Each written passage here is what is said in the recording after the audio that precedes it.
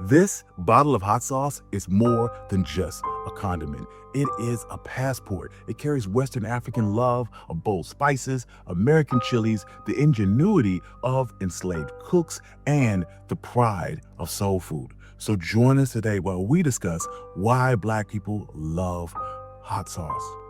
I'm your host, Country Boy, and this is One Mic Black History. If you like stories like this, you can find more stories like this at onemichistory.com. But without further ado, let's get started. Long before Columbus, Western African cuisine was already bold. Markets sold cloves of cumin, ginger, garlic, and peppery seeds called the grains of paradise that gave stew a warm, peppery ginger spark. Historians like Jessica B. Hayes and Michael Twigg both describe this long tradition of layered seasoning with smoked fish, fermented condiments, aromatic leaves, and peppery spice paste that made humble ingredients sing. Then came the Columbian Exchange, and chilies are a native to the Americas, but not so much Africa. But in the 1500s, Portuguese traders carried capsaicin across the Atlantic, and African cooks immediately embraced it. Why so quick? Because the climate loved the plant, and the people already had a love of that flavor. And red pepper spices joined rice and greens with fish like it had always been there. During the transatlantic slave trade bound many for the Caribbean, where enslaved Africans met New World chilies and added them to jerk and pepper sauces and pepper pot stews, and those flavors and the expectation that that food should have bite traveled with them. On southern plantations, rations were monotonous. Cornmeal, pork, molasses, maybe some saltfish, whatever the garden or they could forage could add. The cuts allotted to enslaved people were often less than noble. Parts like feet, ears, head, chitlins. Faced with that, Black cooks did what they could to transform, clean, smoke, simmer, and season. And chilies became integral to that strategy. Adrian Miller describes how Black families tended to small gardens behind their quarters, growing peppers and preserved food in the southern heat to mask spoilage and, crucially, make meals tasty. By the early 1700s, one preparation showed up again and again in household notes and cookbooks: peppers steeped in vinegar and salt to make chili vinegar or pepper vinegar. You pack a jar of pods, poured vinegar, and kept a top on it. It lived in the table in a way that soy sauce sits in a sushi bar or fish sauce sits in a bowl of noodles. It was a portable way to wake up greens, peas, rice, and fish. Open early American cookbooks and you'll see the pepper trail. Mary Randolph's Virginia Housewife in 1824 calls for cayenne over fish with sauces. Belinda Russell in 1866 and Abby Fisher in 1881, two of the earliest Black cookbooks ever published, used cayenne pepper and pepper sauces very liberally in most of their dishes. In short, enslaved and freed Black cooks didn't just season their own plates, they were training the Southern palate. Pepper vinegar is a cousin to barbecue.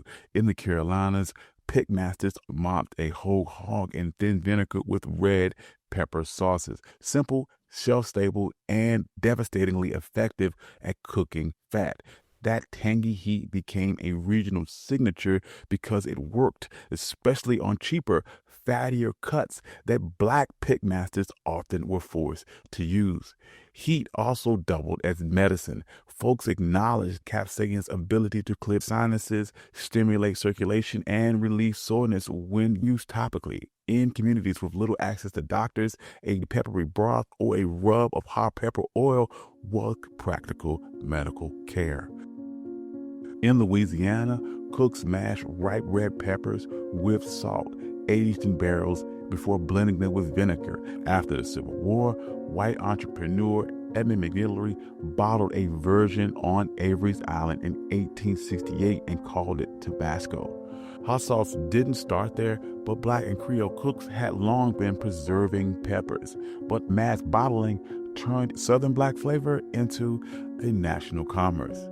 With the success of Tabasco and later Louisiana-style brands like Crystal or original Louisiana hot sauce, Red Rooster, yet ownership rarely lived with the people who built that flavor. Labels often sold the fantasy of cowboys and bayous, while the real story included enslaved labor in black kitchens.